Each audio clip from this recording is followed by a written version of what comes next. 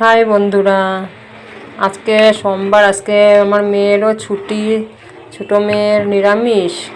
Tiffin কি খাবে, এই জন্য এখন শর্টকাট বানাচ্ছি। দুধ বসিয়ে দিয়েছি আর সেমাই বানাবো।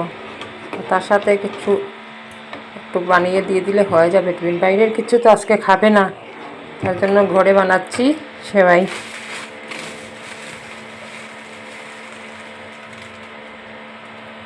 দুধটা ফুটে গেছে, সেমাইটা ঢেলে দিব।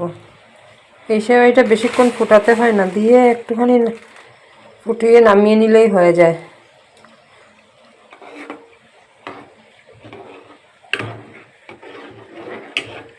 জলদি রেসিপি, শর্টকাট। একদিন বানিয়েছিলাম চাউলের পায়েস, ওইটা আবার অনেকটা টাইম লাগে। অলরেডি সেমাইটা ভাজা করা আছে, তার জন্য আরও শর্টকাট।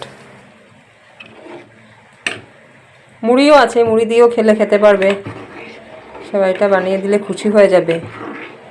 ও এসব খাওয়ার ভালো পায়।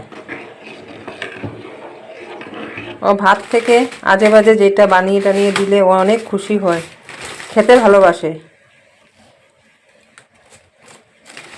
তোমাদের ঘরে কার কার বাচ্চারা এরকম খেতে ভালোবাসে?